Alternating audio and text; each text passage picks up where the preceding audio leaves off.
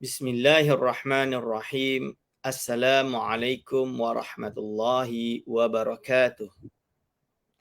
Alhamdulillahirabbil alamin. Assalatu wassalamu ala asyrafil anbiya'i wal mursalin wa ala alihi wa ashabihi ajma'in. Wala haula wala quwwata illa billahil aliyil azim. Allahumma la sahla illa ma ja'altahu sahla wa anta taj'alu hazana iza syi'ta sahla.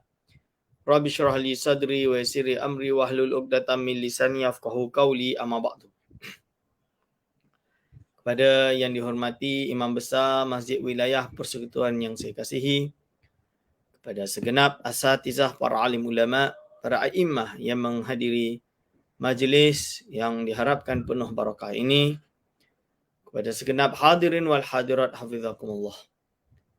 Alhamdulillah, kita bersyukur kepada Allah Subhanahu wa taala kerana dapat bersama-sama dalam pengajian kitab Hidayatus Salikin oleh karangan oleh ulama besar iaitu Syekh Abdul Samad Al-Falimbani.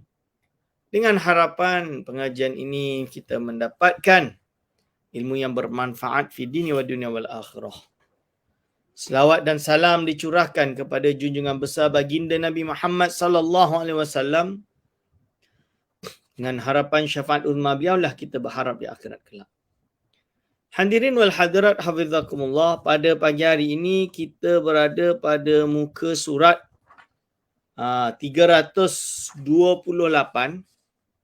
yang mana pada minggu lepas muka surat 327 iaitu bab ke-6 pada menyatakan fadilat zikir, adabnya dan kaifiatnya.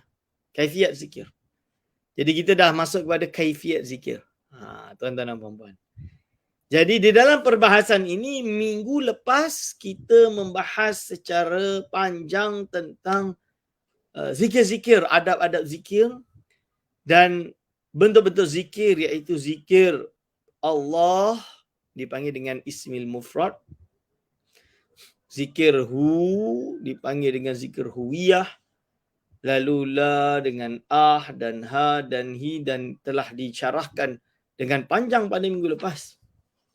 Dan perlu saya maklumkan bahawa yang dinukil oleh Syekh Abdul Samad Al-Falimbani ini adalah berdasarkan daripada kitab Arab yang bernama An-Nafahat Al-Ilahiyah fi Kaifiyatis Suluki Tariqatil Muhammadiyah, karangan Syekh Abdul Karim As-Samman Al-Madani.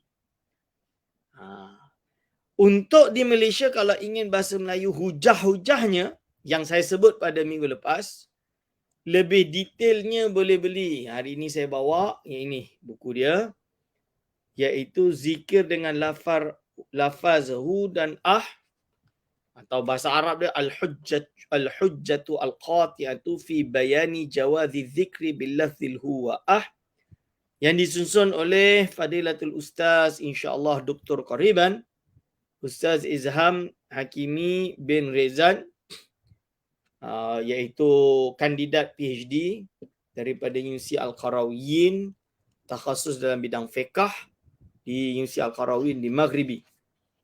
Dia itu di fakulti ataupun di Institut Darul Hadis Hasaniyah, cawangan Darul Hadis Hasaniyah. Yang mana buku ini dicetak oleh Jabatan Mufti Kerajaan Negeri Sembilan Darul Khusus, untuk mengetahui hujah-hujah dia, dalil-dalil dia, perbahasan secara ilmiah insya-Allah. Maka penutup bagi perbahasan ini, Al-Imam Syekh Abdul Samad Al-Falimbani di dalam muka surat 328, beliau menutup perbahasan ini dengan kata-katanya, qala mu'allif rahimahullah wa nafa'ana bihi wa bi ulumihi amin. Dan beliau menukil daripada guru beliau iaitu Syekh Abdul Karim As-Samman, dan lagi dia berkata di dalam kitab itu, wa kullu hadhil adabi talzamu adz-dzakira bil lisan wa amma adz-dzakiru bil qalbi fala yahtaju ila hadhil adabi bal ila tasfiyati sarariratihi amma siwallahi ta'ala. Yang bermaksud, dan segala adab zikir ini lazim bagi orang yang berzikir dengan lidah. Adapun orang yang berzikir dengan hati, maka iaitu tiada berkehendak kepada segala adab zikir ini, tetapi berkehendak kepada menyucikan hatinya daripada barang yang lain daripada Allah Subhanahu wa taala. Wallahul hadi ila shawab. Maksud dia apa tuan-tuan? Perbahasan yang kita bincang pada minggu lepas, dia kena duduk, dia kena tenangkan. Kalau dia dalam keadaan seperti ini, seperti apa, dia kena sedarkan diri dia balik. Dia kena, ini semua adalah apabila zikir itu bersifat dengan zikir al-zikir bil lisan atau zikir jahri. Zikir jahri itu zikir kuat. Maka dia perlu kepada adab-adab tadi. Akan tapi apabila zikir itu zikir qalbi yang bersifat hati, maka tidak. Kenapa? Kerana dia bersifat hati. Zikir qalbi. Kalau zikir qalbi itu cukup dengan cukup iaitu menjaga, iaitu fala yahtaju ila hadhil adab bal ila tasfiyatus sarairihi, malah iaitu dengan menyucikan hatinya dari segala perkara daripada barang yang lain daripada Allah. Jadi dia justru kena latihkan diri dia untuk bersihkan hati dia. Jangan hati dia sibuk duk fikir tentang perkara lain, duk sibuk berfikir tentang tentang duniawi ini. Tak, dia kena bersihkan, dia kena bersihkan dan dia fokuskan zikir dia itu hanya kepada Allah Subhanahu wa taala. Ini kalau orang yang zikir dengan hati. Jadi pastikan dia dapat khusyuk. Jadi kalau dia duk fikir lagu, dia tengah zikir la ilaha illallah, la ilaha illallah, duk fikir, oh lepas ni nak pergi makan kat mana, oh sedap ni, oh lepas ni nak pergi cari apa best ni, oh lepas ni kita nak cari apa, kita nak makan apa, kita nak pergi melancong ke mana, jalan-jalan Langkawi ke, jalan-jalan Tioman ke, Pulau Redang ke, main sana, pergi Bali ke. Ini adalah perkara yang dia menghalang khusyuk dia. Ini dia kena lawan benda tersebut. Dia kena bersihkan hati dia daripada perkara itu. Bila dia berzikir la ilaha illallah, dok fikir benda lain, astagfirullahaladzim dalam hati dia kembali kepada zikir la ilaha illallah, biar dia khusyuk. Tiada Tuhan yang berhak disembah melainkan Allah. Dan dia gambarkan, maksud dia ingat bahawa makna la ilaha illallah ini berarti Allah SWT wujud, qidam, baqa', mukhalafatul lil hawadisi, qiyamuhu bi nafsihi, wahdaniyah, qudrah, ilmun hayat, sama', basar, kalam. Kaunuhu qadiran, kaunuhu aliman, kaunuhu muridan, kaunuhu kaunuhu wahidan, kaunuhu sami'an, basiran, mutakalliman. Ini kena dimasukkan dalam zikir tersebut biar dia boleh khusyuk. Kita nak zikir itu ada efek, tuan-tuan. Kita nak zikir itu bukan sekadar datang ke masjid Yasin malam Jumaat kerana apa? Kerana neighbor semua datang, takkan aku tak datang, malu itu. Kita tak nak sekadar itu. Kita nak betul-betul mengharunginya. Mengharunginya. Ini dia, tuan-tuan, hadirin wal hadirat, hafizakumullah. Dengan harapan insya-Allah biar zikir kita itu zikir yang manfaat, yang betul-betul menusuk kalbu. Ini. Okey. Wallahul hadi ila shawab. Fasal ketiga pada menyatakan kaifiat zikir. Sekarang kita masuk pada fasal yang ketiga. Tadi adabuz zikir, sekarang kaifiatuz zikir. Ada adab, ada kaifiat. Ada adab, ada kaifiat.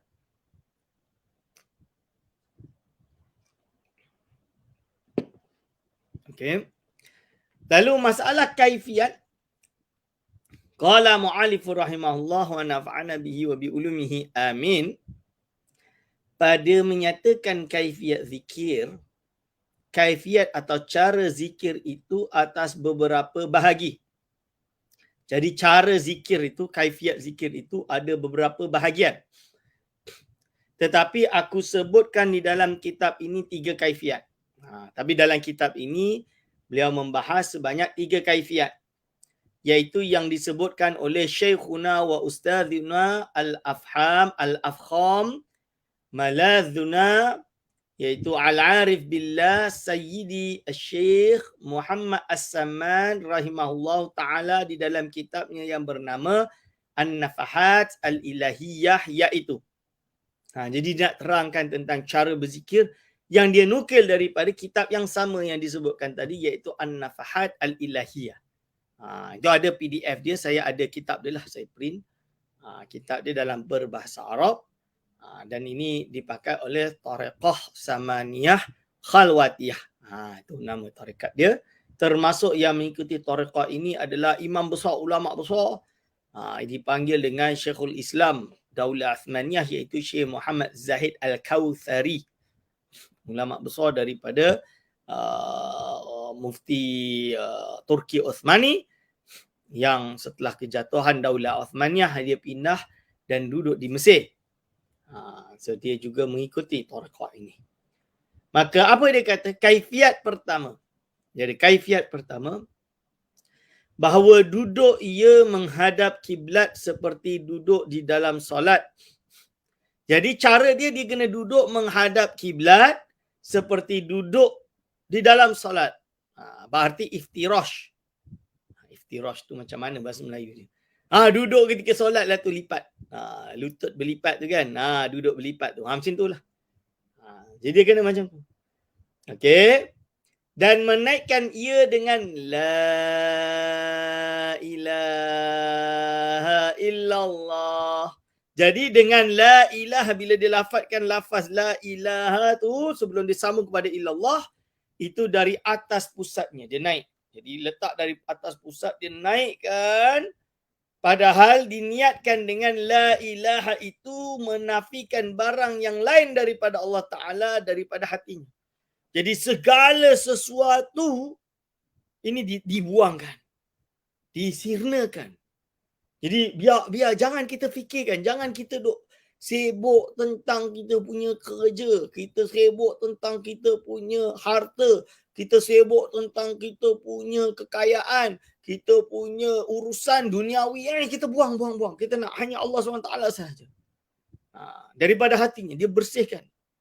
Dia tarik La ilaha illallah. Dan diniatkan dengan illallah. La ilaha illallah. Macam tu. Jadi illallah tadi itu menyampaikan akan dia kepada hatinya. Illallah ni kita sampaikan kepada hati. Kita tembak dekat hati tu, iaitu kepada hati sanubari. Dekat hati sanubari ni, hati sanubari tu kat mana? Jantung kita bawah. Ustaz, ini jantung bukan hati. Hati tu ini liver. Liver adalah hati. Heart is your jantung. Ini kita syarahkanlah. Bukan macam tu. Bahasa Melayu, di dalam bahasa Melayu menerima terjemahan hati itu adalah jantung. Dan ia tidak salah. Kerana apa? Kita memang kenal ada antonim, ada sinonim. Ini biasa, muradif. Ini biasa. Taraduf, kalau bahasa Arab tu dipanggil taraduf, muradif. Ada satu lafaz memiliki 3 makna. Biasa. 2 lafaz memiliki makna yang sama. Biasa dalam bahasa. Lughah itu menerima perbezaan tersebut. Kerana apa? Bahasa itu dikembalikan kepada pengucapnya. Dan menurut ahli linguistik bahasa, menurut ahli linguistik bahasa, ahlul lughah kita panggil, bahawa memang orang Arab seperti itu. Orang Melayu apabila berbicara tentang ini, jantung ini, dia kadang menggunakan jantung, kadang menggunakan hati. Itu diterima di dalam bahasa Melayu. Penawar bagi hati. Dia tak masuk penawar bagi liver, dia masuk penawar bagi hati. Tak boleh Ustaz. Kerana jantung ni, dia hati, patut penawar bagi jantung. Taklah, itu dah penggunaan orang Melayu macam tu. Kita tak boleh salahkan. Itulah bahasa yang dinukil daripada orang Melayu zaman dahulu seperti itu. Hati boleh maksud ini, boleh maksud ini. Bersihkan hati kita. Tasfiyatul qalbi, bersihkan hati kita. Ini disebutkan dalam kitab-kitab lama. Oh, itu tak cukup lama Ustaz. Boleh buka kitab Syekh Wan Daud Al-Fatani, Syekh Wan Ahmad Al-Fatani, hatta Syekh Nuruddin Ar-Raniri, kita boleh buka dan cari bila dia berkata al-qalbu. Al-qalbu, apakah terjemahannya yang dipakai? Boleh hati. Ini maksud dia. Seperti dalam kitab ini.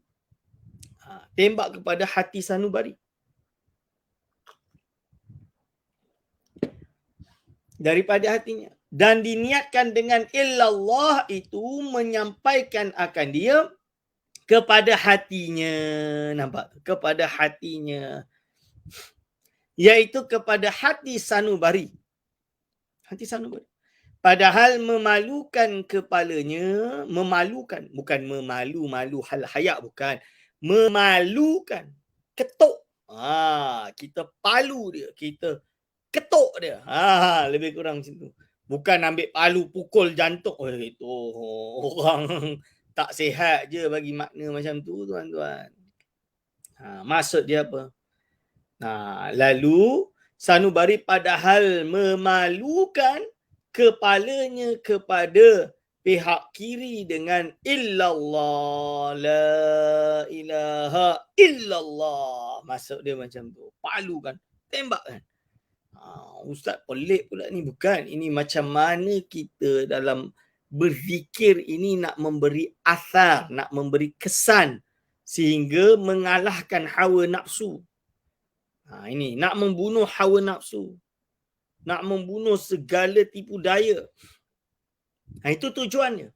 Illallah itu serta dihadirkan akan maknanya itu di dalamnya. Jadi hadirkan makna itu di dalam hati tadi. La ilaha illallah, la ilaha illallah. Dan ini disebut juga dalam kitab Syekh Amin Al-Kurdi bernama Tanwirul Qulub. Tuan-tuan boleh beli. Dan kitab tersebut ada Tanwirul Qulub, membahas perkara ini insya-Allah. Okey, di dalam kitab dia dalam bahasa Arab lah, ada terjemahan Melayu. Kalau tak salah, Profesor Dr. Jahid Siddiq ada. Dia ada terjemahan bagi kitab tersebut. Okey. Kaifiat kedua, tuan-tuan. Kaifiat kedua, bahawa duduk dia seperti yang demikian itu dan ingat ia di dalam duduknya itu akan kebesaran Tuhannya. Yang disebutnya itu serta ghaib ia di dalam jalalnya. Dan lenyap ia di dalam jamalnya. Padahal ia memandang akan syekhnya itu pada permulaan ia masuk di dalam zikir itu dan dimulainya dengan pihak tangannya yang kiri padahal ia menundukkan akan kepalanya serta ingat ia akan kehinaan dan iftikharnya kepada Allah Subhanahu wa taala dan dilakukannya dengan la itu daripada lututnya yang kiri kepada lututnya yang kanan, dinaikkannya dengan lafaz ilaha kepada bahunya yang kanan padahal diangkatnya kepalanya itu kepada pihak kanan dan dipalukannya akan kepalanya itu dengan palu yang keras dengan lafaz la ilaha illallah, dengan lafaz illallah kepada hatinya. Jadi selanjutnya tuan-tuan, iaitu dia palukan la ilaha illallah, la ilaha illallah. Itu maksud dia. Jadi kita ingin betul-betul boleh khusyuk. Sebab apa? Sebab macam saya katalah, kadang orang ni bukan hanya solat duk fikir benda lain. Kalau solat jamaah tu lagilah dia dah duk fikir benda lain. Tapi zikir pun kita tak boleh lalai. Maka cara dia kita buat macam tu. Kita gunakan kalimat zikri, kalimat berzikir ini untuk mengatur dan membersihkan hati kita. Kepada hatinya. Padahal menghadirkan ia pada permulaan zikirnya itu daripada lututnya yang kiri. La ma'buda illallah. Maksud dia apa? makna yang dia renungkan, makna yang dia rasakan. So ini yang kita panggil dengan zauq. Perasaan, zauq yang kita rasakan. Jadi yang kita bahas dalam kitab yang kita mengaji pada tahun lepas atau awal tahun 2021 ni yang bernama Ayyuhal Walad. Tuan-tuan masih ingat dalam kitab Ayyuhal Walad. Dalam kitab Ayyuhal Walad ini Imam Al-Ghazali ada sebut. Jadi perkara isu tasawuf ini adalah berkaitan dengan perasaan kita.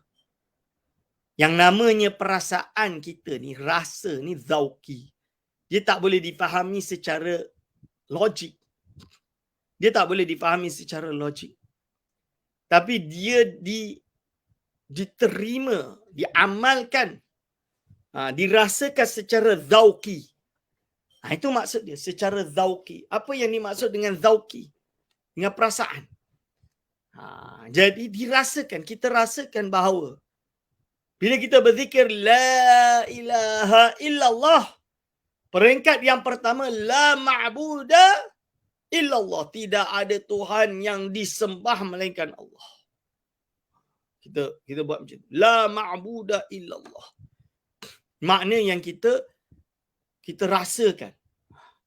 Ini la ma'buda illallah. Ini yang dipanggil dengan zauq. Supaya kita tak fikir benda lain. Kita tak sibuk dengan apa? Dengan urusan duniawi. Jangan kita berzikir la ilaha illallah, la ilaha illallah, la ilaha illallah. Otak dia fikir, okey nak jalan Disneyland. Kalau kecil dululah nak jalan Disneyland. Ni dah besar ni, nak jalan ke mana ni? Oh best ni, kita naik basikal ramai-ramai, naik bukit. Contoh dia. Best ni, kita rider, naik ramai-ramai, motosikal besar-besar, konvoy. Oh best ni, lepas ni kita ramai-ramai berlari-lari, lompat, hiburan. Misalan dia. Oh ni nak pergi sana, nak pergi sini, hiburan, nak pergi lompat sana, lompat sini, berenang sana, berenang sini. Dia dah fikir benda lain. Tak. Kita kena fikir tidak ada Tuhan yang berhak disembah melainkan Allah. Ini yang pertama, peringkat pertama. Lalu diletakkan perkara tersebut pada lutut yang kiri. Bayangkan tersebut. Dipindahkan kepada peringkat yang kedua pada lututnya yang kanan, iaitu la maqsuda illallah. Tidak ada yang dimaksud. Tidak ada yang dimaksud illallah. Berarti maqam ikhlas. Maqam pertama itu maqam ibadah. Jadi maqam di mana kita buat hanya kerana Allah, buat beribadah, tidak ada yang disembah melainkan Allah. Maqam tauhid. Yang kedua, maqam ikhlas. Tidak ada yang dimaksud melainkan Allah. Ni. Dan apabila pada bahunya yang kanan itu, la mawjuda illallah. Tidak ada yang wujud secara hakiki melainkan Allah Subhanahu Wa Taala. Selain Allah, ini semua adalah metaforik. Ini semua adalah sementara. Semuanya akan sirna. Dan wujud hakiki yang tidak akan sirna hanyalah Allah Subhanahu Wa Taala. Ini yang dipanggil dengan la mawjuda bihaqqin illallah dalam zikir tersebut. Berdasarkan ayat firman Allah SWT, kullu syai'in halikun ila wajah. Segala sesuatu itu sirna melainkan Allah Subhanahu Wa Taala, melainkan zat Allah Subhanahu Wa Taala. Ini dimasukkan di dalam zikir dia. Betul-betul dirasakan, dipegang. Dirasakan, dipegang. La mawjuda illallah. Tidak ada yang wujud hakiki melainkan Allah SWT. Ini pada bahu dia yang kanan. Dan hatinya la matluba illallah. Di hatinya tidak ada yang dicari melainkan Allah Subhanahu Wa Taala. Supaya ikhlas itu lekat. Dia buat ibadah ini bukan kerana nak apa, nak itu. Bukan. Orang yang paling tinggi ibadah dia adalah kerana rindu, syauq, dan dia cari hanya Allah Subhanahu Wa Taala. Dan ini maqam yang tertinggi, tuan-tuan. Tidak ada yang dicari melainkan Allah Subhanahu Wa Taala. Maqam yang tinggi. Dan kita nak sampai maqam tersebut susah Kalau zikir kita, ibadah kita masih tak dapat khusyuk, tepuk dah dia tanya selera. Siapa ibadah dia khusyuk? Saya terus terang, saya ni walaupun ngaji kat pondok ke, ngaji agama ke, memang masih merasa kita masih tak boleh nak khusyuk 100%, susah. Kadang-kadang bila kerja banyak sangat, soalan banyak sangat yang perlu dijawab, walaupun urusan agama, Allahu Akbar, Bismillahirrahmanirrahim, walaupun amin je, duduk fikir, perbahasan ni macam mana nak bahas ni, kitab dia dekat mana ni, hujah ulama dia macam mana ni. Walaupun itu urusan agama tapi masih duniawi, kerana itu pekerjaan. Kita lupa kita tengah solat menghadap ilahi, menghadap Allah Subhanahu Wa Taala. Kita kena khusyuk kepada Allah Subhanahu Wa Taala. Kita lupa. Ini dia tuan-tuan dan puan-puan. Cuba kita sedar diri.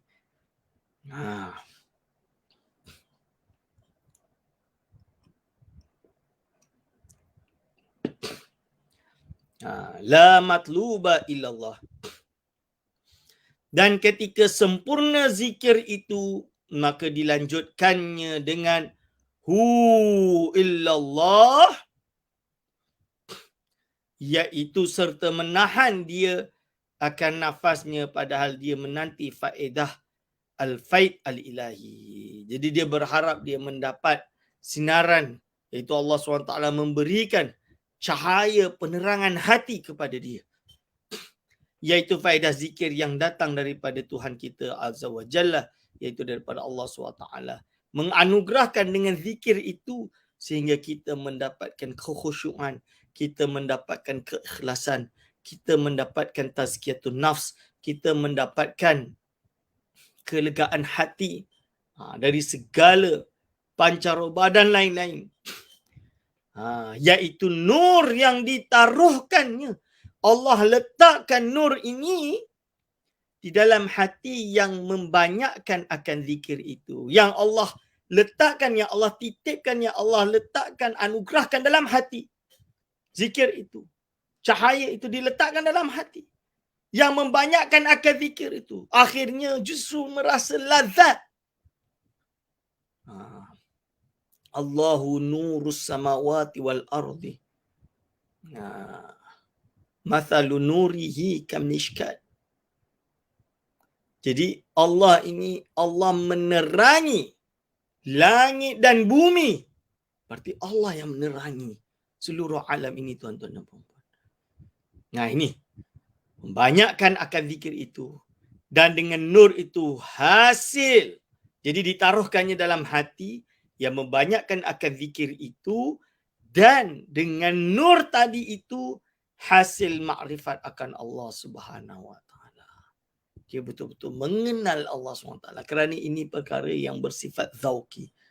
Dia bukan mengenal tu berarti dia boleh gambarkan Allah. Tak. Allah tidak bergambar. Allah tidak menyerupai makhluk. Jadi ada orang yang mengklaim sebagai kononnya sampai pada derajat ma'rifatullah. Tapi yang dia kata apa? Allah bertangan. Allah ada tangan, kaki, dia hulurkan tangan dia ke dia apa. Ini adalah tak betul. Ini adalah tidak betul. Jelas kedustaannya. Sebab itu orang yang benar-benar sampai pada derajat ma'rifat dan hakikat ini, dia mestilah mengikut landasan syariat. Termasuk bahagian daripada syariat adalah akidah yang sahihah yang telah dibahas oleh Al-Imam Syekh Abdul Samad Al-Falimbani di awal kitab Hidayatus Salikin ini. Tentang akidah. Akidah tu tak boleh salah. Lalu makrifat Allah seperti apa? Kalau menurut Al-Imam As-Sanusi rahimahullah, di dalam kitabnya syarah kepada Al-Aqidah As-Sughra, iaitu dia tahu keesaan Allah SWT. Dia boleh merasai keesaan Allah SWT. Dia tahu tauhid yang tiga, iaitu tauhidul zat, tauhidul sifat, tauhidul af'al. Dia tahu dia tidak ada gunanya. Dia tidak merasa ibadah yang dia buat ini aku yang buat, aku yang berhasil melakukannya. Tidak, dia tahu segala sesuatu itu datang daripada Allah Subhanahu Wa Taala. Ini yang dipanggil dengan benar-benar meresapi ketauhidan itu di dalam perasaan kita, di dalam ma'rifatillah, dalam zikir kita. Tapi dengan mengikut landasan syariat yang benar. Itu dia tuan-tuan dan puan-puan. Jadi kena ada zikir yang kuat untuk memastikan kita dapat membersihkan. Tapi perkara ini tidak boleh dilakukan kalau kita tidak melakukannya di bawah bimbingan guru mursyid kita. Sebab itu guru mursyid itu perlu. Maka untuk mencari guru mursyid tuan-tuan dan puan-puan, kita perlu kepada jalan tariqah as-sufiyah, at-turuq as-sufiyah. Dan kita tak boleh sembarangan mengaku kita tarikat tasawuf. Tak boleh. Kita memerlukan SOP. Kena ada SOP dia. Apakah SOP dia tersebut tuan-tuan dan puan-puan? Iaitu ada pengiktirafan daripada guru-guru tariqah yang lain, sejarah pendidikan ilmu syariatnya kukuh selain daripada bimbingan tasawuf, dan ini telah kami bentangkan di dalam program iaitu perbahasan tentang tarikat tasawuf di Kuantan pada bulan lepas, tentang ciri-ciri guru mursyid, dan juga di dalam keratan akhbar utusan Malaysia, akhbar utusan Malaysia pada minggu lepas, Rabu lepas, tentang ciri-ciri guru mursyid. Di situ kita bahaskan dengan panjang agar supaya orang tidak tertipu dengan orang yang mengaku sebagai guru mursyid walhal dia tidak layak menjadi guru mursyid. Ini perlu kita renungkan perkara ini. Hadirin wal hadirat hafizakumullah. Jadi kita kena pastikan mendapat guru mursyid yang betul. Paling mudah, sebab itu di Jabatan Mufti Kerajaan Negeri Sembilan, dia ada satu panel bernama Jilsah Turuq Sufiyah. Jilsah Turuq As-Sufiyah, yang mana di dalam Jilsah Turuq Sufiyah itu mereka akan menilai sebuah tariqah itu tariqah yang muktabarah ataupun tidak, dan dia ada beberapa syarat-syarat SOP yang ketat untuk memuktabarkan sebuah tariqah. Dia panjang, perbincangan dia itu panjang, tidak semudah itu. Okey, dan dengan nur itu hasil makrifat akan Allah SWT, dengan makrifat yang yakin. Sebab itu kita panggil ada ilmu yaqin, ainul yaqin, haqqul yaqin. Ini dia ada 3 derajat keyakinan tadi. Ilmu yakin yang berhasil daripada dengan ilmu yang ada, seperti kita belajar, kita tahu dan kita yakin. Ainul yaqin, iaitu derajat orang yang sudah beramal dan keyakinan itu dapat dirasai dengan amalannya. Lepas tu haqqul yakin, iaitu keyakinan yang tertinggi yang dianugerahkan oleh Allah SWT, dengan bahawa dia tahu segala sesuatu itu tidak ada daya melainkan Allah Subhanahu Wa Taala. Ini derajat yang tertinggi. Panjang perbahasan dia tentang 3 keyakinan tadi. Ini disebut di dalam kitab Tanirul Qulub, ada dalam Fatawa Al-Hadisiyah, Al-Fatawa Al-Hadisiyah. Jadi para anbiya-nya berada pada derajat haqqul yakin, dengan makrifat yang yakin, dan hasil segala sifat kebujian daripada sabar dan ridha dan zuhud dan wara dan barang sebagainya daripada rahsia yang ajaib-ajaib yang diperolehi oleh orang yang berzikir itu di dalam 1 saat, padahal tiada diperolehi oleh orang yang mujahadah dan riyadah 30 tahun atau lebih. Wabillahi taufiq wal hidayah. Maksud dia apa? Iaitu, dan hasil segala sifat kepujian. Jadi akhirnya kerana makrifat Allah tadi, jadi dia hidup dia penuh dengan sifat yang ni fadail saja, fadilah saja. Fadail, tidak kepada perkara yang lain. Fadail. fadilah. Sifat-sifat terpuji. Jadi kalau orang itu betul-betul sampai pada derajat hakikat yang dimaksud, yang dia peduli adalah amalan dia. Bukan muridnya. Bukan orang lain, tidak. Bukan nak tena masuk TV, nak masuk YouTube, nak masuk Facebook ni. Bukan, dia tak nak. Macam saya ni, saya terus teranglah, saya bukan makom tersebut. Tapi kenapa Ustaz berbicara tersebut? Sebab dah kitab dia, saya kena syarahkan lah. Supaya orang tak salah faham. Itu tujuannya. Tapi ilmu hakikat ni terlalu tinggi. Jadi kita ni masih belum makom tersebut, tuan-tuan dan puan-puan.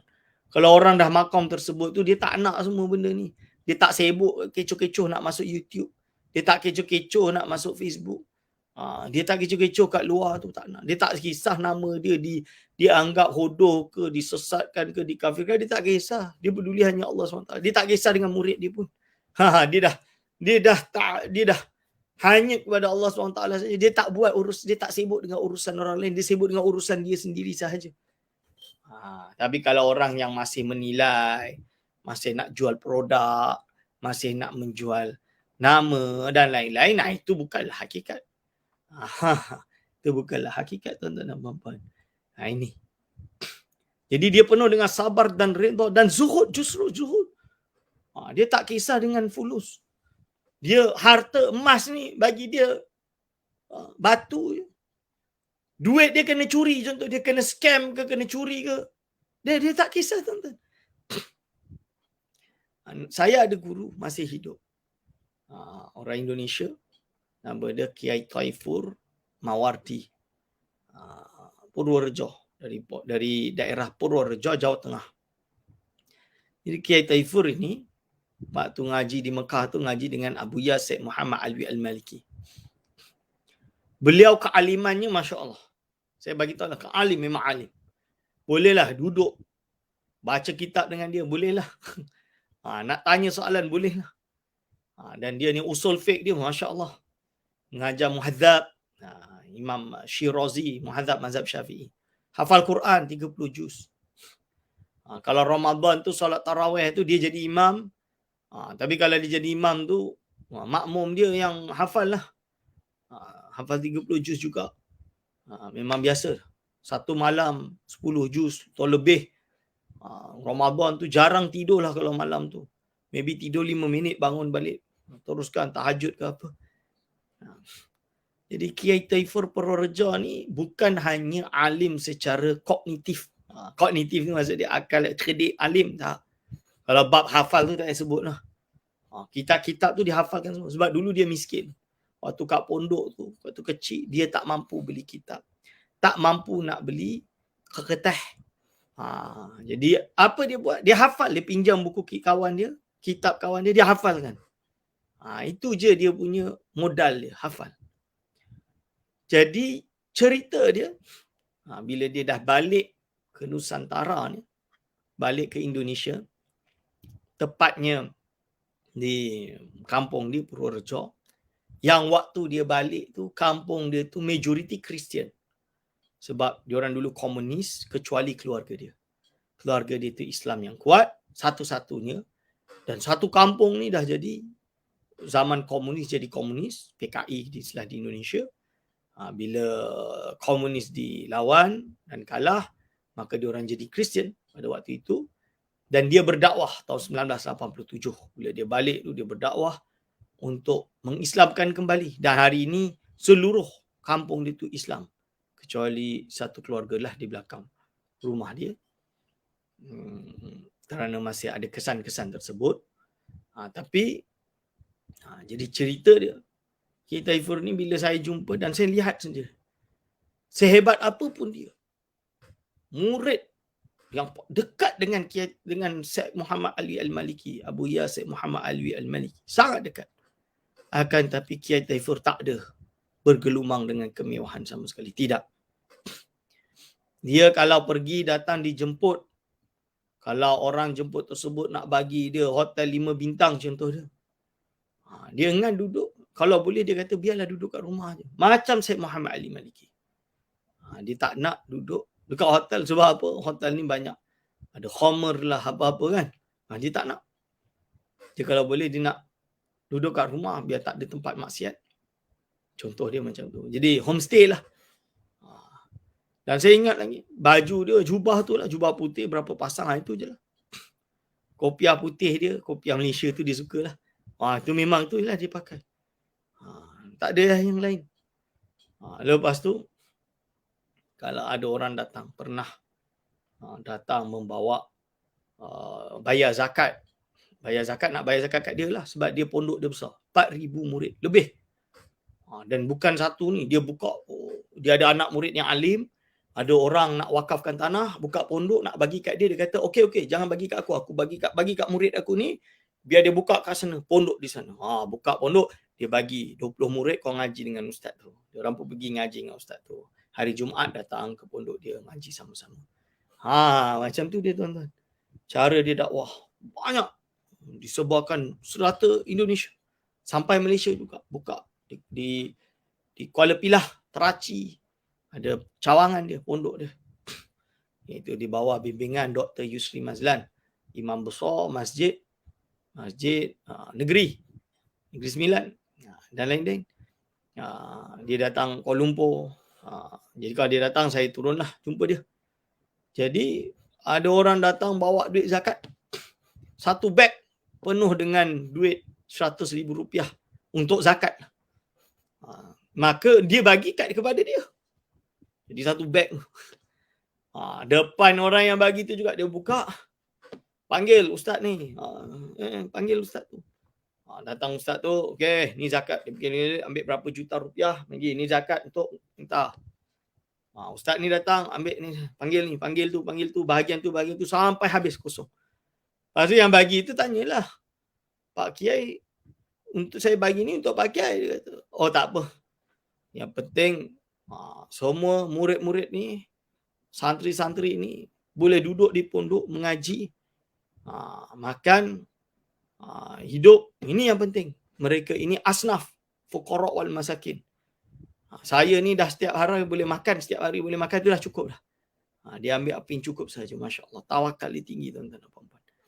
Ini yang dimaksudkan dengan zuhud dan warak. Kita kat Malaysia ni Masya Allah susah. Jauh lagi. Nak sampai derajat ni jauh. Merasakan jauh tu kita rasa. Zuhud dan warak. Dan barang sebagainya. Daripada rahsia yang ajaib-ajaib yang diperolehi oleh orang yang berzikir. Ini yang disebut dengan ajaib yang dapat daripada orang yang berzikir. Ini yang disebut oleh Imam As-Sanusi rahimahullah. Apa Al-Imam As-Sanusi berkata di dalam kitab dia, iaitu Al-Aqidah As-Sughra, fa'ala al-aqili, maka bagi orang yang berakal, an yukthira min zikriha, untuk memperbanyak berzikir dengan la ilaha illallah Muhammadur Rasulullah, mustahdiran, menghadirkan limahtawat, dari apa yang terkandung alaihi min aqaidil iman, padanya daripada akidah-akidah iman, hatta tamtazija ma'a ma'naha, sehingga dia menjadi satu berserta dengan maknanya, bilahmihi, dengan dagingnya, wadamihi, dan darahnya, fa innahu yara laha minal asrar, maka kerana sungguhnya dengan ini dia melihat padanya daripada rahsia-rahsia, wal ajaibi, dan ajaib-ajaib, insya-Allahu, dengan kehendak Allah SWT, ma la yadkhulu tahta hasin, apa yang tidak masuk padanya di bawah batas. Maksud tak ada batas. Al-asrar wal ajaib. Ini yang disebutkan. Dikatakan oleh Syekh Abdul Samad di Falimbani. Di sinilah. Al-ajaib tersebut. Ajaib-ajaib yang diperolehi oleh orang yang berzikir itu. Di dalam satu saat. Padahal tiada diperolehi oleh orang yang mujahadah dan riadah. Jadi ada orang lain mungkin yang tidak meresapkan, tidak zaukkan, tidak merasakan zikir ini. Tidak merasakan zikir ini di dalam yakni darah dan dagingnya, seperti yang disebutkan oleh Imam As-Sanusi tadi. Hatta tamtazija bilahmihi wa damihi. Supaya kalimat zikir itu tamtazija, Menjadi satu dengan darah dan daging dia. Ini yang dimaksud. Iaitu apa? Sebahagian daripada rahsia yang ajaib-ajaib yang diperolehi oleh orang yang berzikir itu di dalam satu saat, padahal tiada diperolehi walhal. Padahal tu macam walhal lah. Perkara ini tiada diperolehi oleh orang yang mujahadah dan riadah 30 tahun atau lebih. Ada orang 30 tahun dia riadah, dia mujahadah atau lebih, dia tidak dapat merasakan kenikmatan zikir tersebut. Kenapa? Sebab dia tak buat perkara ini. Dia tak ada usaha untuk itu. Dia macam pergi mana? Nak pergi baca Yasin tahlil malam Jumaat. Okey, pergi. Dia pergi, dia berzikir tapi otak dia fikir benda lain. Beza dengan nak pergi mana? Pergi Yasin tahlil malam Jumaat tapi dia hadir dengan dia menghayati Yasin wal Quranil Karim dan lain-lain. Dan lain-lain. Jadi kita perlu kepada apa, tuan-tuan dan puan? Kita perlu kepada zikir yang betul-betul dapat merasakan zikir kita tadi.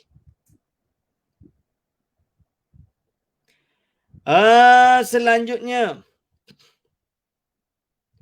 kaifiat ketiga, bahawa hendaklah menyebut zikir itu dengan mualat, iaitu berturut-turut. Sekira-kira jadilah dua kalimat itu seperti kalimat yang satu. Jadi dia kena menyebut zikir itu dengan mualat.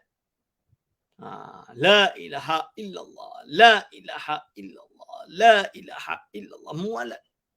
Persambungan terus. Iaitu berturut-turut. Sekira-kira jadilah dua kalimat itu seperti kalimat yang satu. Padahal tiada sesuatu yang menyelang antara kedua itu pada kharij atau pada zihn. Supaya tiada boleh masuk syaitan daripadanya. Jadi jangan sampai sebab bila kita berhenti, la ilaha illallah, kita berhenti, kita fikir benda lain, syaitan masuklah. Buatkan hilang kita punya khusyuk tadi. Kita punya konsentrasi tadi. Kita punya nak betul-betul syuhud. Syuhud. Dengan keagungan Allah Subhanahu Wa Taala. Merasakan kita, we are nothing. Kita ini tak ada guna dia. We are nothing. Kita nak tawaduk tu kena ada.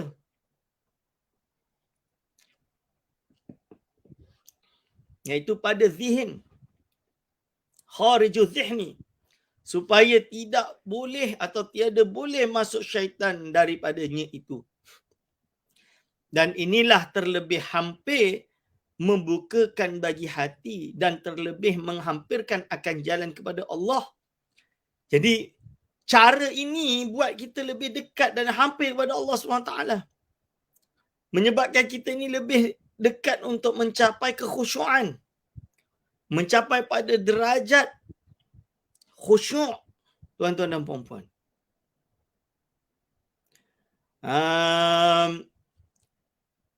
Dan terlebih menghampirkan akan jalan kepada Tuhan kita.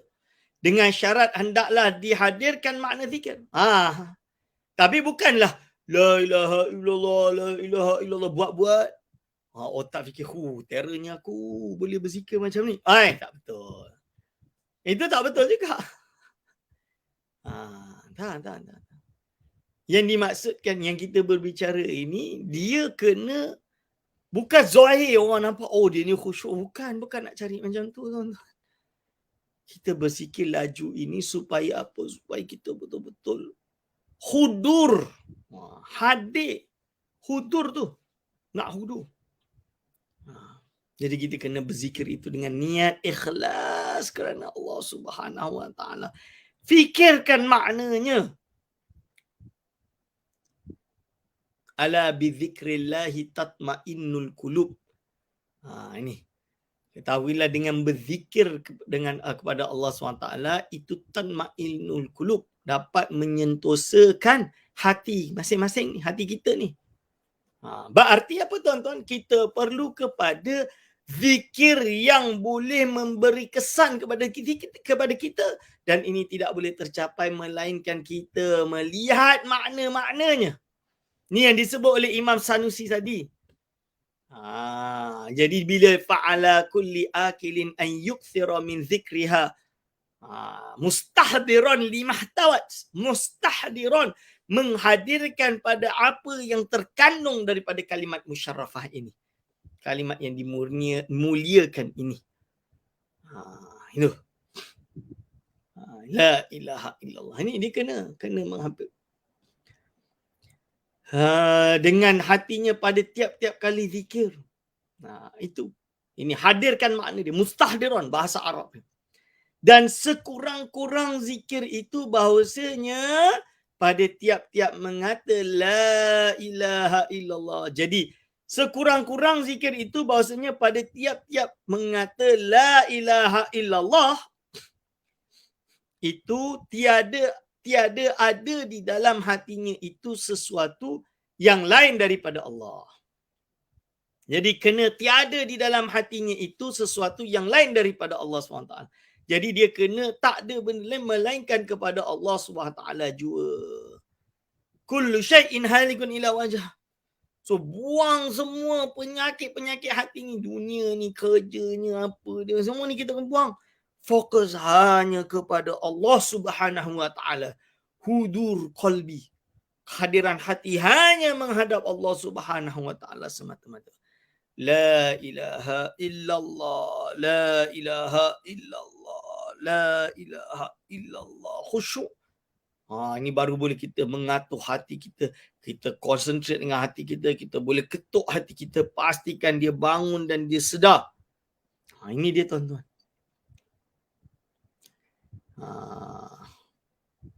Melainkan dinafikan daripada hatinya itu dan semata-mata mensabitkan akan Allah SWT di dalam hatinya itu. Wabillahi taufiq wal inayah. Jadi la ilaha illallah. Jadi yang ada tersintas pada dia selain Allah ini hilang. La ilaha illallah. La ilaha illallah. La ilaha illallah. Itu betul-betul dia khusyukkan. Dia masukkan. Dia rasakan hati dia. Dan ini. Sebab itu kita mengharap hadirin wal hadirat hafizakumullah. Yang muda-muda yang masih banyak kerja. Ya kita tahu wajib kita ada suami, ada isteri, kita ada anak. Dan kita ada tanggungjawab, kita kena bekerja. Ya, kita maklum. Dan ini maqam dia adalah untuk mengurus apa yang wajib secara syariat. Maka dia kena urus. Dia kena kerja, dia kena sibuk dengan perkara dunia kerana untuk mendidik anaknya kepada jalan yang betul. Ini adalah bahagian daripada syariat dan itu wajib fardu ain dan dia tak boleh tinggal. Akan tetapi apa salahnya dia melatih diri dia satu malam daripada seminggu lah minimum. Malam Jumaat pergi masjid, Yasin, tahlil. Dekat tahlil tu nanti ada zikir la ilaha illallah.